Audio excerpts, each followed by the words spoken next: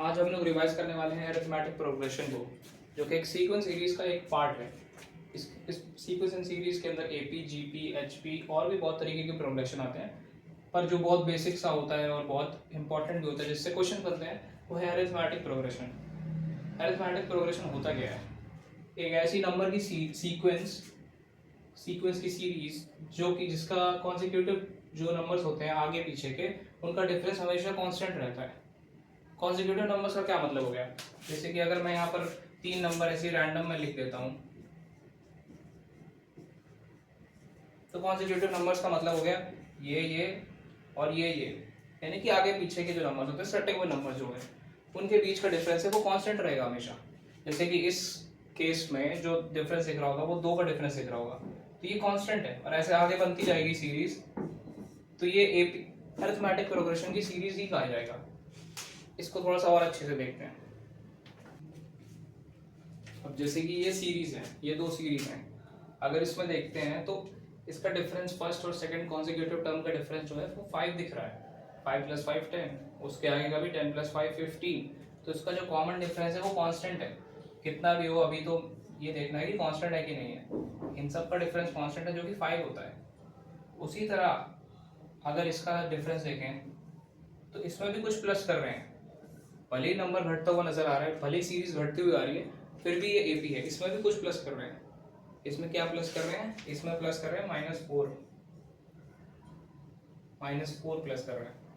80 plus -4 जो कि होगा 76, फिर 4 प्लस कर -4 प्लस किया, फिर -4 प्लस किया, -4 प्लस किया, क्योंकि प्लस और माइनस तो माइनस हो जाता है ना आखिरी में जाके।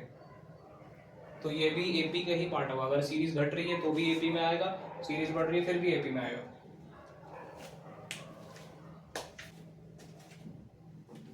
अब इस कॉमन डिफरेंस को डिनोट कैसे किया जाता है? जो भी यहाँ पर हम लोगों ने कॉमन डिफरेंस देखा उसको हम लोग डी से डिनोट करते हैं। जो भी +5 -4 का जो भी था एक कॉमन डिफरेंस, उसको डी से डिनोट करते हैं। और जो फर्स्ट टर्म होता है किसी सीरीज का, वो ए से डिनोट होता है। जो भी फर्स्ट टर्म होगा वो ए से डिनोट किया जाएगा। तो एक्चुअली में सीरीज किस तरीके से बनेगी?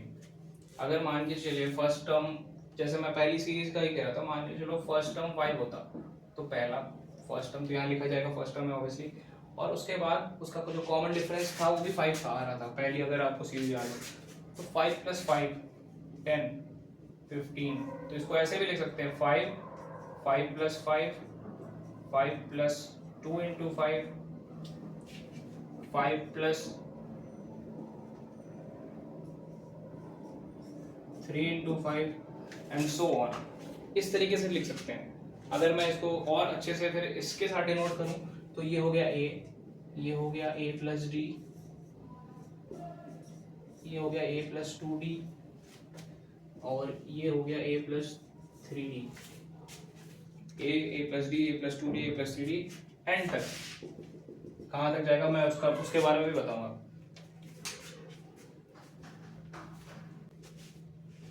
तो जैसे कि अभी a जो है वो अपना फर्स्ट टर्म है, a + d सेकेंड टर्म है, a + 2d थर्ड टर्म है, a + 3d फोर्थ टर्म है।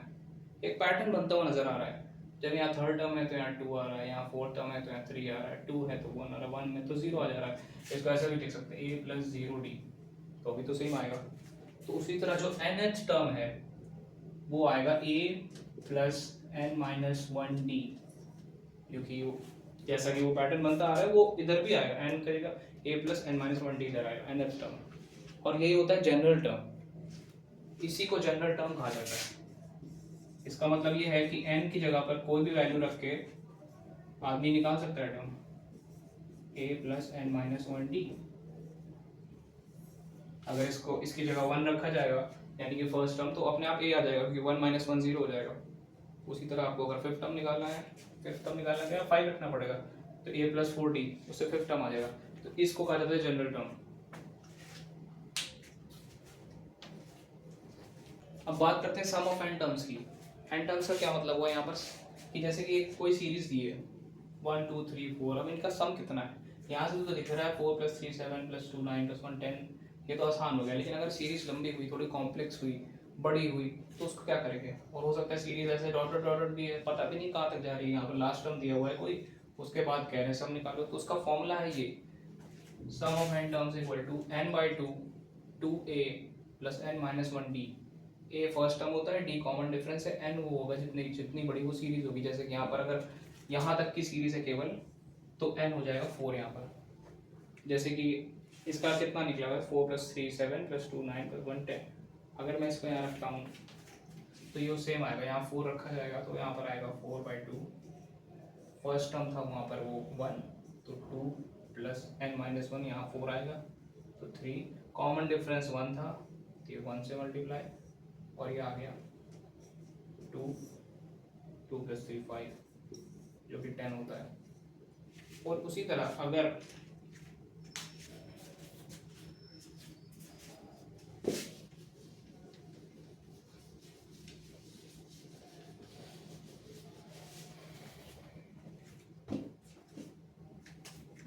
अगर केवल लास्ट टर्म दिया हो और फर्स्ट टर्म दिया हो तो कैसे निकालते हैं, ये फॉर्मूला बना भी उसी से है। जैसे कि अगर मैं इसको अलग कर दूं, इस 2a को मैं अलग कर दूं तो a plus n minus 1d ये लास्ट टर्म हो गया। जैसा कि मैंने पहले बताया था जनरल फॉर्म, तो ये लास्ट टर्म हो गया। अगर n सीरीज है n नंबर की तो ये लास्ट टर्म हो गया और ये फर्स्ट टर्म हो गया। तो अगर मैं इस लास्ट टर्म को l से लिख दूं तो ये आ जाएगा n/2 a प्लस l। जैसे कि अगर मैं वहाँ से भी लिखूँ तो 1 + 4 5 होता है और यहाँ पर 4 होगा तो 2 × 5 आ जाएगा जो कि 10 होता है। तो यही सम ऑफ n टर्म्स का है। इसका डेरिवेशन भी है पर वो इतना क्या पूछा भी नहीं जाता और वो कुछ ज़्यादा ही बड़ा हो जाएगा, पर इसका लॉजिक तो सिंपल ये था कि इस फॉर्मूले से ही ये वाला फॉर्मूला आया। अब बात करते हैं sum of first n terms की। फर्स्ट का क्या मतलब होता है, फर्स्ट का मतलब इससे ये किस चीज़ के बारे में था, ये तो कोई भी सीरीज के बारे में था। फर्स्ट n टर्म्स का मतलब होता है कि यहाँ से चालू 1 2 3 4 n तक फर्स्ट n टर्म्स। इसका क्या होता है, अगर मैं नॉर्मल फॉर्मूला से निकालूं, पर ये चीज़ याद होनी चाहिए, फर्स्ट n टर्म्स अगर मैं नॉर्मल फॉर्मूला से निकालूं तो n/2 first term plus last term n + 1/2। ये चीज़ याद होनी चाहिए, नहीं भी होती है तो फिर वो तुरंत निकल आएगी। ऐसे आदमी सोचेगा कि फर्स्ट टर्म तो 1 है, वो लास्ट टर्म n है, तो ये होता है। तो ये sum of first n terms में आता है। ये फर्स्ट n टर्म्स में ये आता है कि n + 1/2 कोई भी डालेगा। जैसे कि अगर मैं कहूँ कि 5 तक यहाँ तक करना है तो यहाँ पर 5 यहाँ पर आएगा 5 × 6/2 जो कि 15 होगा, जो कि यहाँ तक 10 था प्लस 5 15। उसी तरह से पूरा हो जाएगा। उसी तरह होता है sum of first n square terms, वही मैं बताऊँ। और वो होता है n + 1 अपॉन 2n नहीं अपॉन नहीं आगे मल्टीप्लाई में 2n + 1 अपॉन 6। ये होता है sum of first n square terms. और एक और होता है, इसको थोड़ा सा याद करना पड़ेगा, n³ का आसान होता है। n³ का कुछ नहीं होता, जो कि sum of first n terms था उसी का स्क्वायर हो जाता है। फर्स्ट n टर्म्स का ये था उसी का स्क्वायर हो जाता है। ये होता है sum of first n³ terms का। अब जैसे ये क्वेश्चन देखा जाए, how many 2 digit numbers are divisible by 3, कितने 2 डिजिट नंबर है जो 3 से डिविजिबल है। तो 2 डिजिट पहले तो नंबर कहाँ से कहाँ तक होते हैं, 10 से 99 होते हैं।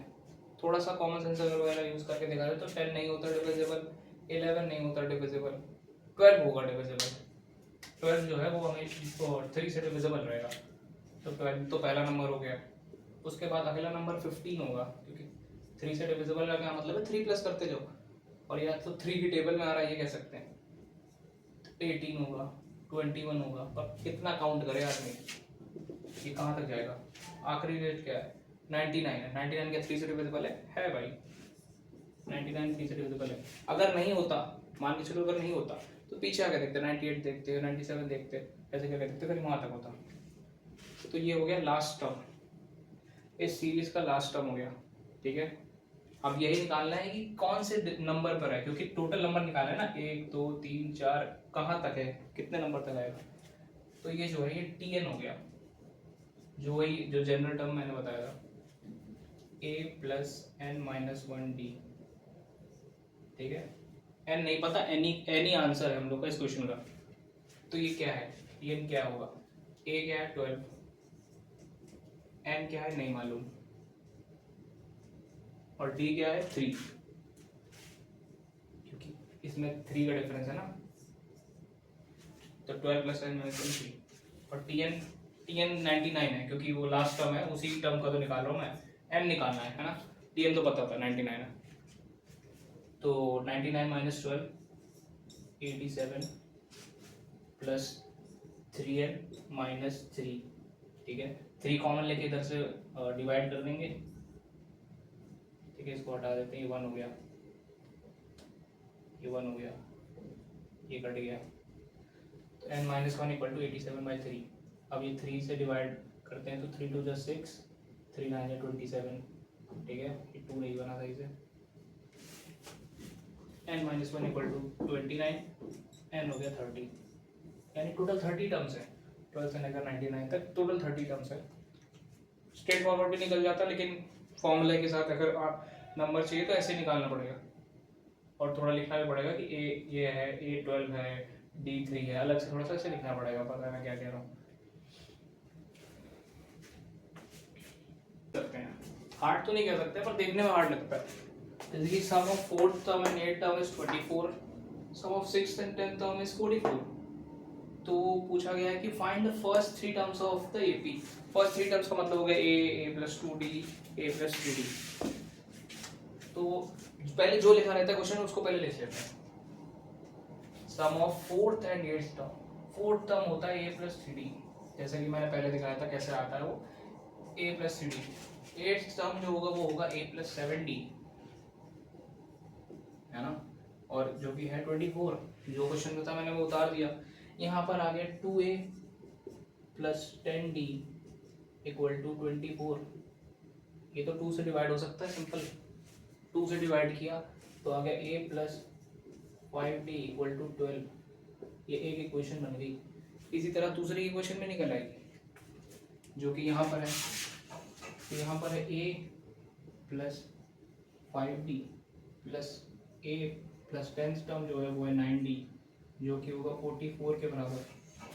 अगर मैं इसमें लिखूं ये a और a प्लस जाएगा तो ये हो जाएगा 2a plus 9 plus 5 14d equal to 44। ये भी 2 से डिवाइड हो जाएगी तो आएगा a plus 7d equal to 22।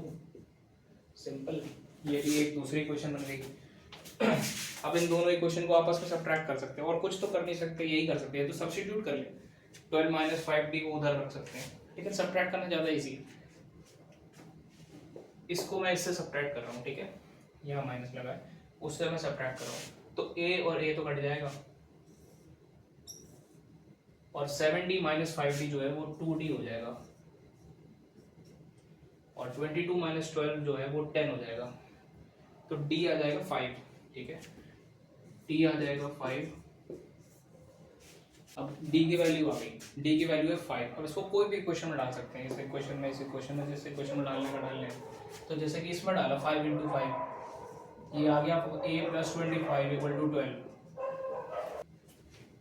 तो a प्लस 25 इक्वल टू 12, तो जो a है वो आ जाएगा नेगेटिव में, 12 माइनस 25 यानी कि माइनस 13। अब जो ये हो गई फर्स्ट 3 टर्म्स में फर्स्ट जो टर्म है वो हो गया माइनस 13। अब जो दूसरा टर्म होगा वो इसको ऐड करने के बाद आएगा, क्योंकि a प्लस डी होता है सेकंड टर्म। तो a की जो सेकंड टर्म की वैल्यू है वो माइनस 13 प्लस 5 यानी कि माइनस 8 आएगी। और वो जो थर्ड टर्म की जो वैल्यू है वो a प्लस 2d यानी कि माइनस 3 आएगी। तो जो इसका एक्चुअली आंसर है वो आएगा माइनस 13, माइनस 8 और माइनस 3। ये है आंसर।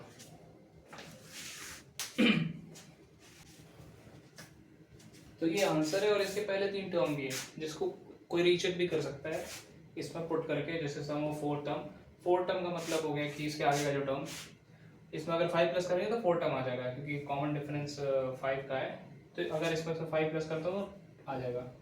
उसी तरह और इसमें और 4 बार 5 प्लस करेंगे तो आ जाएगा, 4 बार 5 का मतलब 20 प्लस करेंगे, मतलब 8th टर्म। अगर मैं नॉर्मली बताऊँ तो a प्लस 7 इंटू डी, ठीक है, यही था ना फॉर्मूला, -13 प्लस 35 जो कि होता है 22 प्लस 2 24। तो ये तो ऐसे हो गया। एग्जाम में वैसे रीचेक करने का टाइम नहीं मिलेगा और करना भी नहीं चाहिए, बट मैंने बता दिया लॉजिकली कैसे होता है। तो first 3 terms of the AP, ये है आंसर। ये थोड़ा सा हायर डिफिकल्टी लेवल पे था, लेकिन इतना भी नहीं था, बस केवल ये करना था कि जो जो लिखा है उसको नीचे करना था, उन इक्वेशंस को सब्स्टिट्यूट या फिर आपस में सबट्रैक्ट ऐड करना था, और फिर आंसर आ जाता है। सो यही थे अरिथमेटिक प्रोग्रेशन का पूरे बेसिक्स मतलब कि this is all you need for class 10th। जितना क्लास 10th में जरूरी होता है उतना यही होता है। अब इसके प्रैक्टिस करके क्वेश्चन सॉल्व करके ही और आगे पता चलेगा क्या है, लेकिन बेसिक यही था। एडवांस में भी और आगे आएगा, जीपी आएगा तो फिर जीपी भी आ जाता है, फिर और भी चीज़ें आती हैं, but this is all you need for class 10th। Next video में मैं और भी चीज़ें कवर करूँगा, ज्योमेट्रिक प्रोग्रेशन भी पढ़ाना है मेरे को, वो भी कवर करूँगा। That's all, hope you like the video.